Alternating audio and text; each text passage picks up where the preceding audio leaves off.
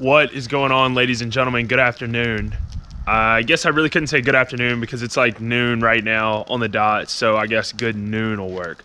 But I'm in my backyard right now. For those guys that don't have a race car, I just wanted to give you a real quick idea of what it was like to own a race car and to build your own race car. So as you can see, I'm standing by the fire pit in my backyard. And what you would have to do to know what it's like to build and own a race car is to reach in your pocket, grab some of your hard-earned dollars and take them and do this. Drop them in the fire. As you can tell by now, that's about $6 million. I'm just kidding. This is fake money from like the dollar store. But anyways, that's exactly what it's like, and that's exactly what I feel like I'm doing building this car. But anyways, we'll get into some car stuff here in a minute. I just wanted to go over what I had going on.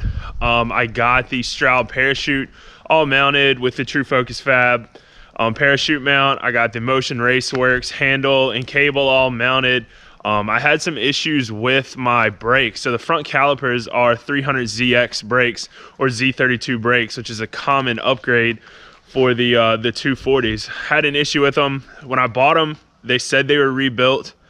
I didn't really look into them. It looked like they had new seals in them, so I just went with it, put them on, started bleeding everything, and they were not doing anything at all. It seemed like they were seized up. So I had to take those apart, pull the pistons out, and they looked like they were all rusted up. So I got those all cleaned up, just got done bleeding them, and everything's working good. I'm gonna go into some more stuff, what we're doing with the car. I got a couple packages coming that should be pretty cool. I actually have one from Canada that my buddy just got done building. This car is actually gonna be the first, other than his own, with the part that he made on it. But other than that, I'm gonna go into some more stuff with the car, gonna have some other fun things, might go over to a couple different shops in the area and talk to some guys and see what's going on. Also might go check out Marcus's car, but I just wanted to show you guys what it was like to have a race car. As you can see, some of the money didn't burn, but we'll go ahead and stoke the fire, because like I said, that is exactly what it feels like. And I'm sure a lot of you guys can relate that have cars. I just feel like I'm pouring money into it, but it'll all be worth it in the end. Like I said, I'm gonna get into some stuff with the car and we'll go from there. I appreciate it, guys, and I'll talk to you in a minute. What's up, guys? Back inside the garage now. I hope all you guys had a Merry Christmas and a Happy New Year. I wanted to go over some things that I've done with the car since the last video, so I'm gonna jump right in that. I got the lines from the valve covers run down to the catch can. The catch can's down here. It should be good. It's got a breather on it, and it's two 10AN lines running into it, so that should work perfect. Off of the KLM swirl pot, which doubles as the overflow for the radiator.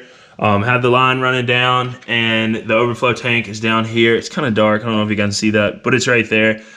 Should be good to go with that. The Ross Machine Racing throttle body is good. Have the stock sensor in there with their adapter, so I can run the stock Toyota, the stock 2J sensor. I think some of the guys do a Mustang sensor, but I just went with that. They offer it, so that's what we ran with. Throttle cable is good. We're gonna go over to, gosh, man, that hood prop I have looks ridiculous. When we cut out the radiator support, it took away the hood prop, and this looks like, and it is a broomstick just jammed down in there. I'm gonna probably get some hood dampeners to go there and there, but I need to double check. This stock Toyota hood is probably 150 pounds, and I'm not even joking. It is probably 150 pounds. If I could get a carbon fiber one, I would. Carbon fiber ones are very expensive, and I have to buy a very expensive hood and cut 2 holes in it, which I would not be happy about. So we're gonna rock the stock one for now. Like I said in the backyard when I was talking to you guys, I had an issue with the brakes. The guy that I bought them from said that they were good to go, said they were rebuilt. Put them on, bled them, nothing was working. I was getting nothing. I had good line pressure. There was no air in the lines. They were still just doing nothing. So I took them back apart. Like I said, they were sold to me as rebuilt. They had just new dust shields on them, like around each piston. So I believed them, spray painted them black, looked fine with me. I didn't care, took them apart, and they looked like they had been sitting in the bottom of the ocean. They were rusted all to hell. So I had to get the pistons out of them, clean the pistons, bought all new seals for them, redid them. They're working good now. Spray painted them black. They would have had, get the wheel turn, they would have had a raised Nissan right here. There's really no good way for me to paint that other than to send that to somebody, get it powder coated. I didn't really want to spend the extra money. The wheels look dirty as crap, but I didn't want to spend the extra money and get that done. So I just shaved them off. I'm probably going to get, as you guys know, the name for the car is Red Rum, kind of a throwback to like The Shining, me being a police officer, flip red rum around, it's murder. You race the car, that might be what happens to you. Hopefully, maybe we'll see, who knows. But anyway, I might get Red Rum right there, kind of like how you see Brembos have them, but in a cooler text. I don't really know. Just be a sticker to go on there. I think it'd be something cool, but it's not necessary right now. Going to the inside, the KLM handbrake is good to go and bled. Locks up the rear so I can kind of preload the suspension on the line. Got to grab a steering wheel from Motion. Have the Motion Raceworks, I don't know how dark it is, Motion Raceworks parachute handle in here. That's all good to go with the line run all the way to the back. Can't go past without seeing the welds. And the Import Drag Solutions rear drag brakes, which are freaking awesome. Shout out to IDS. Those dudes kill the 240 game, just saying. Stroud 430 parachute. 430 parachute. Trying to remember. With obviously the Motion cable, and this is a really cool part from Motion Raceworks. It's just their line holder. So all it does is bolt to the back of the bracket, and it has this cool little I don't know if you guys can see it right there.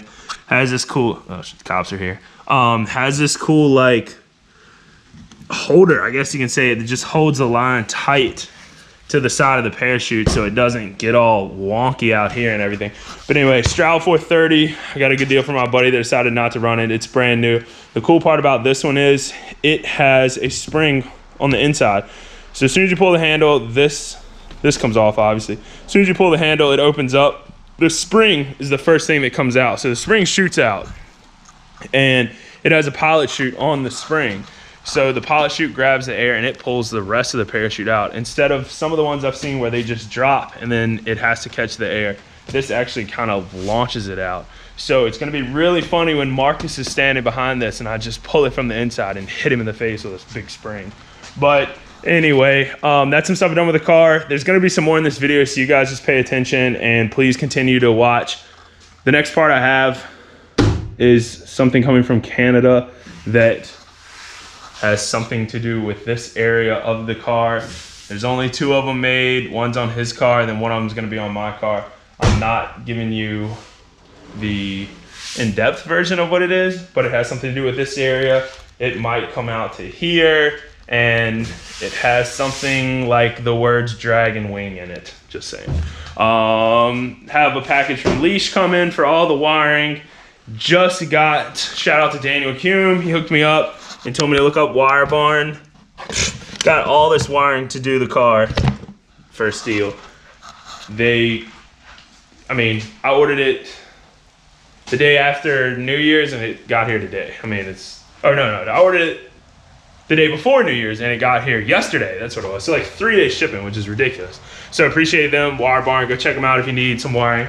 But like I said, continue to watch this video. There's gonna be some more stuff and you guys have a good one. See ya. Good afternoon, ladies and gentlemen. We're headed to the junkyard. Look at the freaking Honda boy in front of me.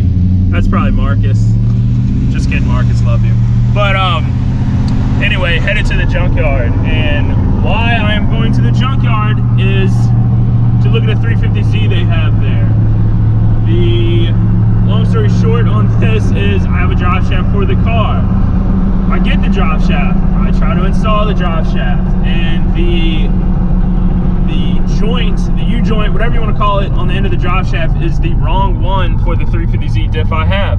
And the thing is like 1.5 inches too short.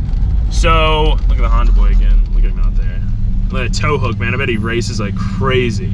Gosh, that thing is sweet. Anyway, it's like 1.5 inches too short. So I contact the company says, let me look at your order. They look at the order. I selected that I had a 350Z diff. They say that, yep, it looks like it's the wrong joint at the end of the job shaft for it. And man, today is full of sick cars. There's Tiburon tinted out with sweet taillights. Anyway, they say it's the wrong joint at the end of the job shaft. And also they say the reason that it's short is I have a custom engine mount set up. I'm running their adjustable engine mounts. The 2J is slid forward, but it's still run on their mounts. And the drop shaft is still 1.5 inches too short. I send them the pictures and they say you can send the drop shaft back and they'll put the new joint on the end of it and they'll either re-sleeve it, re-tube it to the right length I need, but it will be a charge because it's a custom setup and I have to ship the drop shaft back. Shipping a drop shaft is not cheap. So what I'm doing is going to the junkyard. They have a 350Z there. I'm gonna pull the U-joint at the end of the drop shaft so it'll work with my diff. Then I'm gonna go to a custom place here that does drop shafts and get the right length I need, which would be less than $100. I already called them. So it's defeating the purpose of sending the drop shaft to a southern state. Again, not gonna say the state or the company's name. It is what it is. And then I'm just gonna get it done here, pull the U-joint and get it done here so I have the correct drop shaft for the car. But anyways, we're bombing down the road right now in the old 1997 Silverado. That's why it's kind of loud and it's like 70 degrees in January here. So I have the window down. But anyways, I'm gonna pick this back up when I get to the junkyard. We're gonna look at this sick 350Z that's there. I'm sure some drift boy probably wrecked it and it's gonna be awesome and I'll see you guys there. So here it is, the 350Z. Told you some drifter boy had it. Look at that. Look at that. That doesn't look stock. But guess what?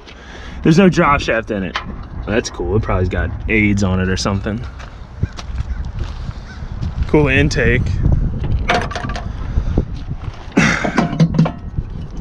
There's no drop shaft, so I just wasted all my time. But told you, that doesn't look stock. It's sweet, sweet wiring job. But anyway, I'm out of here. I'll see you guys later. I'm gonna end the video here. Thanks, like and subscribe.